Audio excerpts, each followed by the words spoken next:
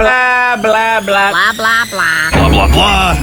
It's time for the Nick B Podcast. No co-hosts, no filters, and no telling what the hell will come out of his mouth. What I love about this guy, Nick. Now, here's your host, Nick B. Yes. It is time once again for Blah, Blah, Blah with Nick B, which is my podcast that I do, and we are kicking off a new season, and boy, are we going to go ahead and get into it. In fact, this episode was already done, and I had to come back and redo it because of so much new stuff that has come out about it. What's going on, everybody? My name is Nick B, and of course, if you do not know who I am, you can go to www.nickbnation.com. I'm currently broadcasting from the bunker, the Nick B Entertainment bunker. It is our studio. We are in Studio A today doing the show, and Studio A is coming along. We're doing a lot here. We've got a lot that we've still got to get done, but for the most part, the studio is complete, and we're going to start doing a variety of different shows, including more podcasts and more sit-down video type shows.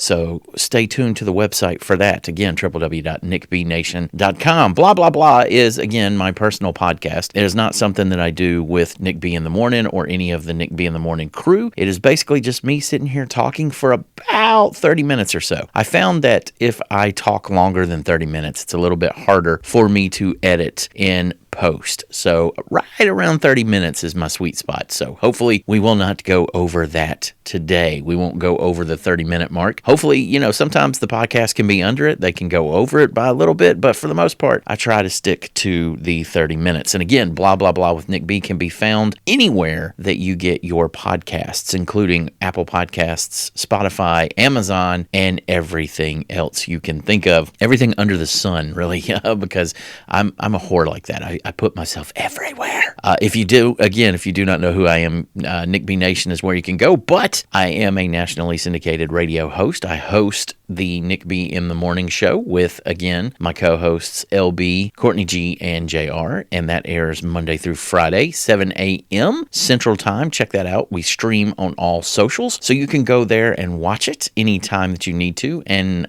some of the stuff you can rewatch. Some of our shows you'll be able to rewatch for free on YouTube for a limited time. We're eventually going to get to a point where the replays are not going to be free simply because we can't keep giving away things. This is what we do for a living, and we've got to start making money everywhere we can. It costs us money to host things, so we've got to charge a little bit of money when people are trying to, reach those things, such as the video. But YouTube seems to be pretty friendly, although we've been having some problems with it here lately. And again, this episode was already recorded. This is technically episode 1 for season 3. That's right. The last time I did Blah, Blah, Blah with Nick B, the last season that I did, I believe was 2 years ago, and I was doing it in a closet, and now I'm doing it in my own private studio. So things have come a long way. We've got nice equipment. We've spent a lot of money to get everything the way we want it to, because we really want to make what we're doing here the legit thing that we do. We want this to be the podcast home, the radio home, the sit-down home.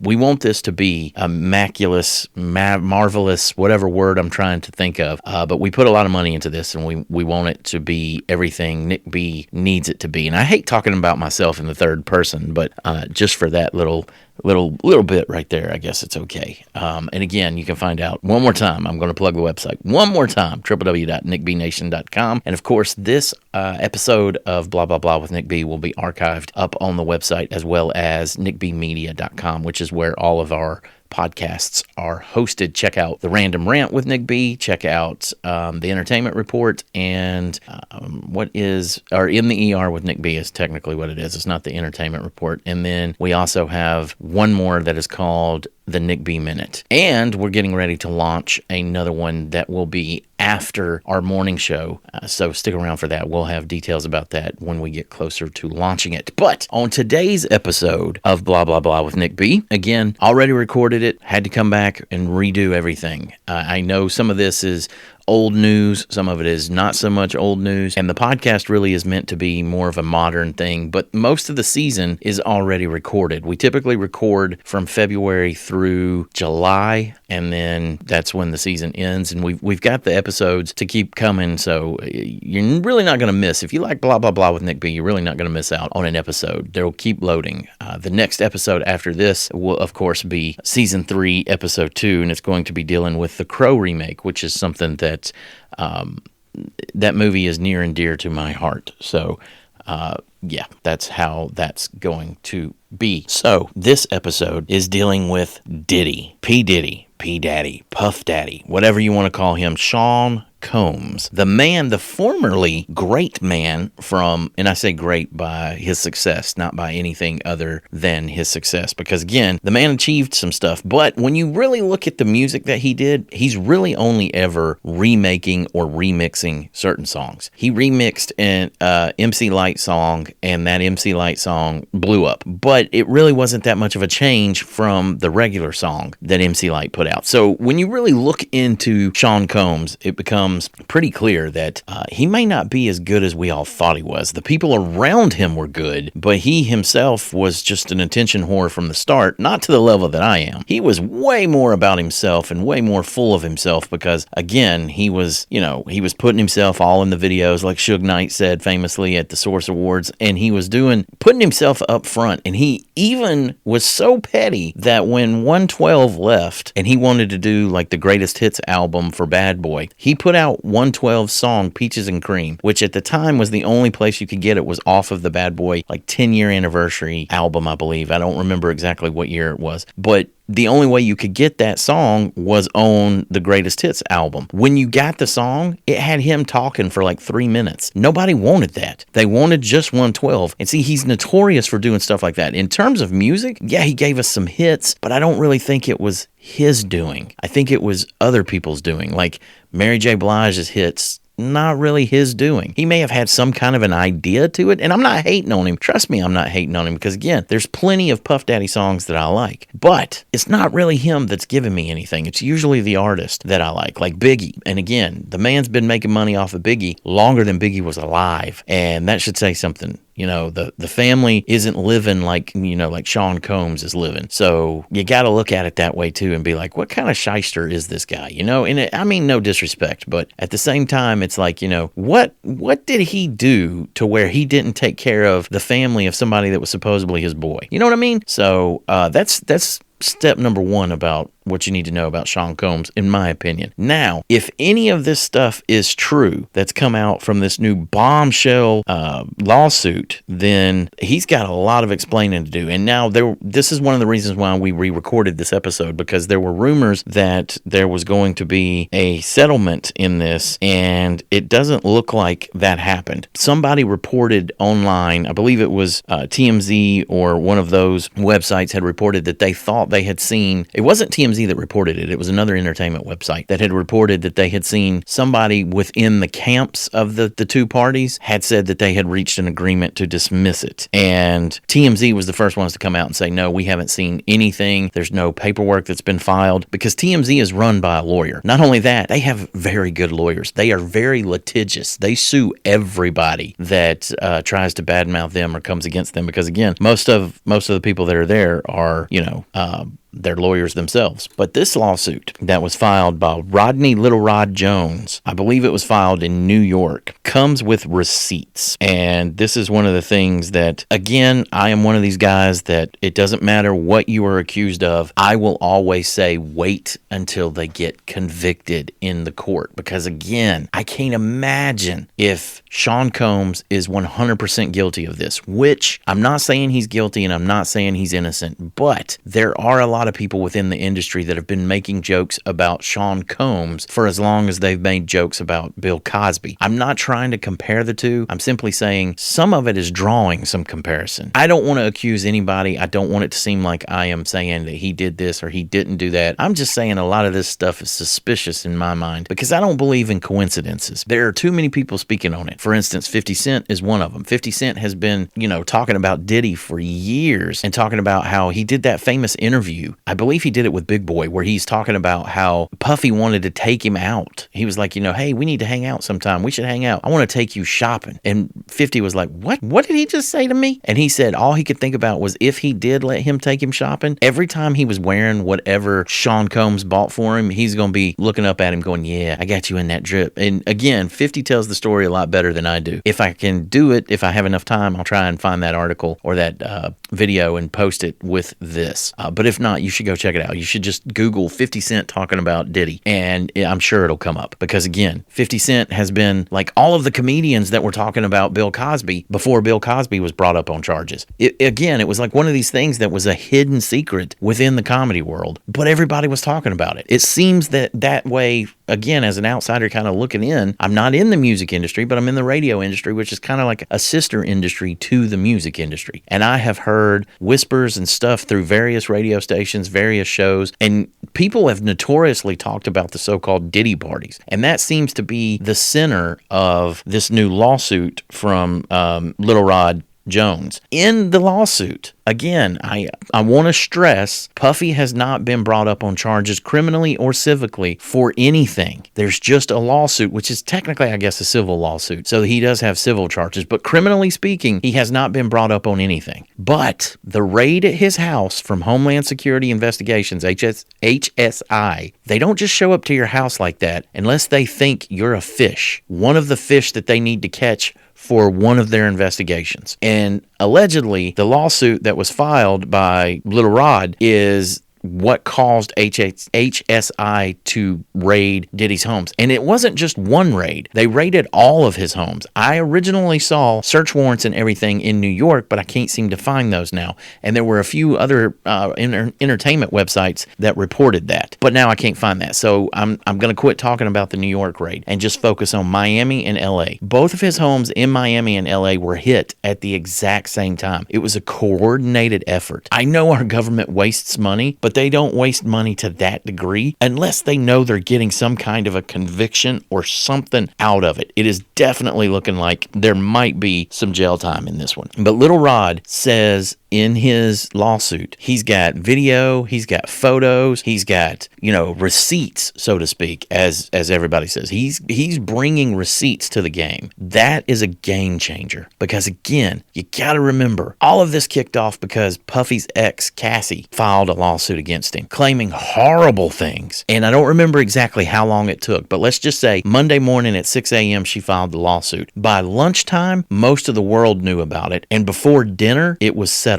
And it never went to court. Allegedly, there was a six-figure payout in that one. Some say to the tune of at least $100 million because at that time, Puffy still had the money. He's still got money. Don't get me wrong. He's not broke yet, but he's lost Ciroc. He sold Revolt, and he doesn't have much left now. And again, I want to stress that we don't want to, quote unquote, convict him in the public. There's a lot of stuff that's not looking good for him. And again, there's all these allegations and stuff that have been around for years about his parties, but at the same time, give him his day in court. He hasn't been charged with anything criminally. Let this lawsuit play out and let's see what happens. If this lawsuit settles as well, then I'm going to think, Puffy is pretty much going to try and escape the celebrity life that he's been living. He's going to withdraw because there's no coming back from this. And like some of the people that I know in radio were talking on their show the other day, they were saying, I'm never going to cheer somebody falling because his legacy is now completely ruined. He has children. And again, his victims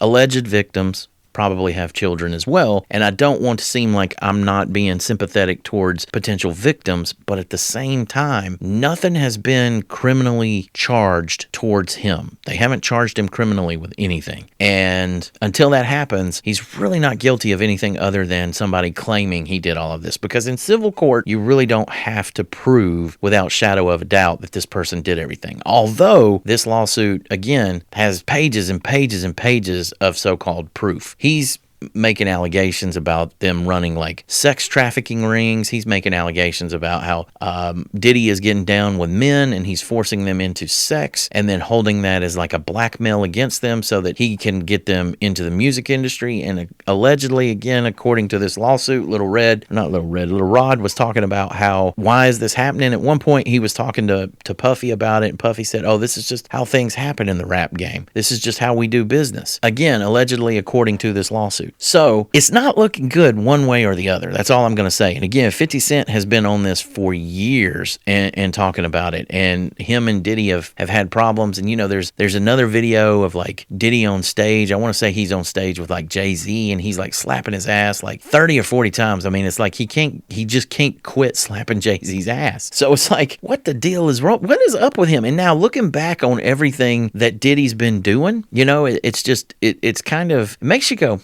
how did we miss some of this stuff? You know what I mean? Like, I'm not accusing. I'm just saying there's definitely some suspicious things that he needs to, you know, for lack of a better term, answer for. He needs to tell us what he meant by take that. I'm just saying, I know that's a bad joke, but, you know, things like that. Things like he was in Get Him to the Greek, where he's talking about mind fucking somebody. And that whole scene is cringy as all get out, especially with this lawsuit being brought up. So it's just, you know, there's too many questions and not enough answers. And again, I know he really doesn't have to answer any of these questions. And I pray for his family because, again, as it's been pointed out, if it comes out and he's able to defeat this lawsuit and he finds everything, he's done. I mean, his reputation is ruined. The people that really know him and that are standing by him, I don't think they're going to cut and run. But at the same time, they're going to have people telling them, you know, hey, you might not want to be around him because he's, you know, quote unquote damaged goods at this point. And that's a shame because, again, he did help facilitate careers for several people. He's helped Usher with his. He's helped Mary J. Blige. He's helped, again, we wouldn't have Biggie if it wasn't for Puff Daddy and all of these other people. Like, he worked with Heavy D back in the day. He worked with Al B. Sure. He worked with all of these great people, and we wouldn't have any of those if Puffy hadn't been involved to some level, which Jaguar Wright, if you don't know who she is, she's also been one of these outspoken people, and allegedly she doesn't live in one place for too long because she's afraid that the people she's talked about, mostly people like Diddy, that she's going to get, you know, taken care of, taken out, whatever you want to call it. And so she's constantly traveling and she's doing these interviews with people in like undisclosed locations. But look her up and just look up what she's been talking about. Again, for years, she's been sounding the alarm about both Diddy and Jay-Z. And I say that because Jay-Z may be drug into this lawsuit because there's several people that are named, I believe, whose names haven't been revealed. But Jay-Z and Diddy have a very close relationship. They're often at each other's houses. They're often at each other's parties. So I would think, you know, the HSI is doing their due diligence to make sure that Jay-Z's clean. And again, I want to be clear, I'm not accusing Jay-Z of anything, but look back at his relationship with Diddy and see how close they are. And then look up all of the suspicious things around Jay-Z. Both of these men have got things to hide, that's for sure. And you know, to a degree, I guess all of us do. But these guys are on a whole nother level. And if any of this is true about what they're saying about Diddy, then he's done. And I hope they put him under the jail. But at the same time, I want to stress he hasn't been convicted of anything at this point of the recording of this. So you can't really, you know, say that he's a bad guy. I mean, I guess you could say he's a bad guy, but I wouldn't go as far as to say, you know, that he's guilty of doing a lot of this unless he gets convicted in a court of law.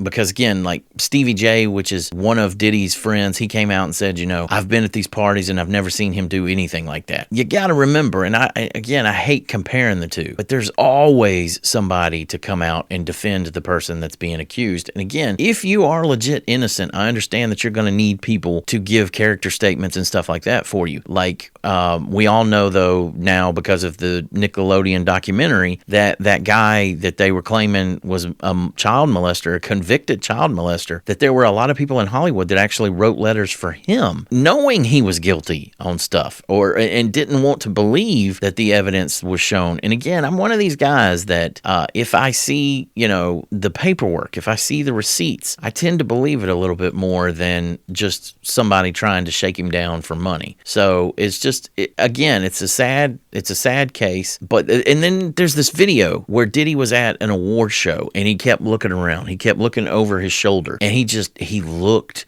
defeated. Oh man, that just popped up out of nowhere. So I'm gonna have to edit that out. But he just looked defeated, and again, it's a sad thing because he was so big in music and was so huge in music that it's like, and such a huge part of my life. The whole East Coast West Coast thing was going on, and he was at the helm of the East Coast, obviously. So it's sad. It really is. But at the same time, I don't want it to look like it's overshadowing, or that I'm not thinking that he's guilty and then like slamming victims, because I would never do anything like that. And again, if he is guilty of what they're saying he's guilty of, I hope everybody that's involved with this alleged ring or whatever, all of these accusations that are coming out, I hope they all get justice, and I hope the victims get justice, and I hope there's compensations. I hope that justice is met with this. But again, if you didn't know about the lawsuit is again a massive lawsuit with all kinds of receipts, and he's talking about all kinds of stuff that went on at it. It says Mr. Jones believes Mr. Combs drugged him. Mr. Jones recalls waking up naked, dizzy, and confused. He was in bed with 2 sex workers and Mr. Combs.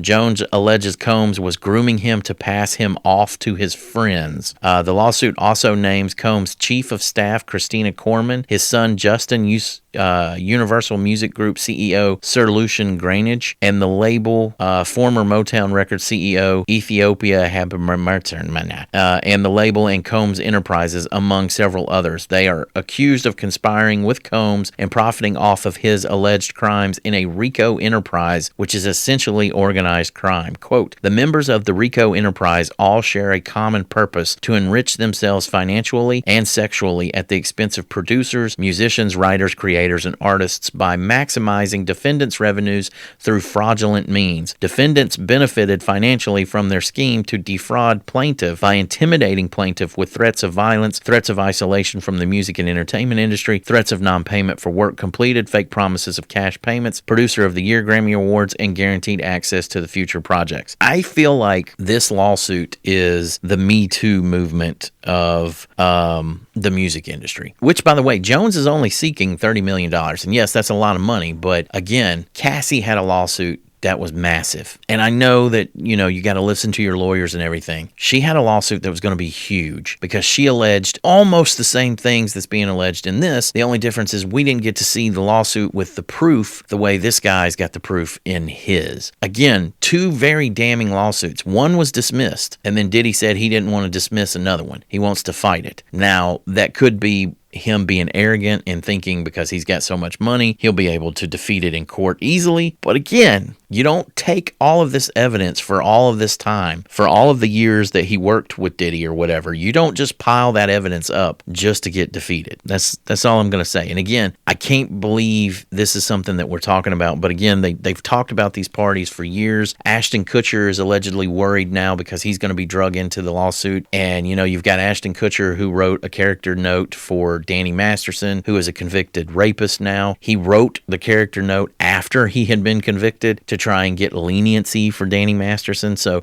Ashton's probably got in it. And again, I'm at a point now where I've become very cynical, mostly because of my wife, where it's like, is anybody good anymore in Hollywood or in the music industry? Because it's not looking like there are. It doesn't look like there's a lot of good people left. It looks like everybody knew about these parties, and anybody that showed up to these parties. And again, looking back on like the videos with him and a young Justin Bieber, now it's making you go, huh, because Justin looks visibly terrified in some of them. So I don't know.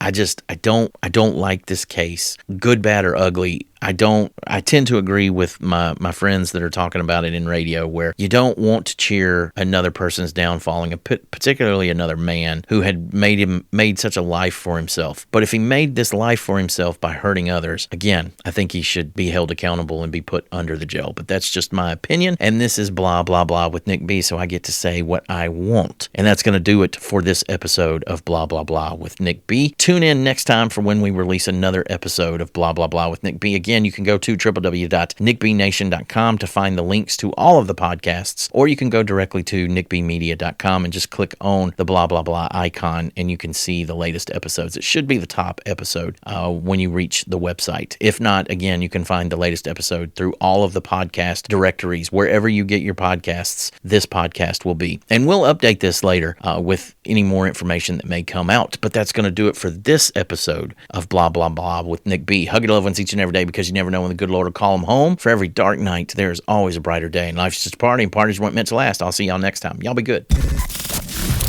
The proceeding was produced by Look Butterflies Entertainment. All rights reserved. Unauthorized reproduction or rebroadcast in whole or in part without the express written consent of Look Butterflies Entertainment is strictly prohibited. Check our website for shows, ways to listen, and all of our social media links. To learn more, visit www.nickbnation.com. Thanks for listening, and we'll see you next time.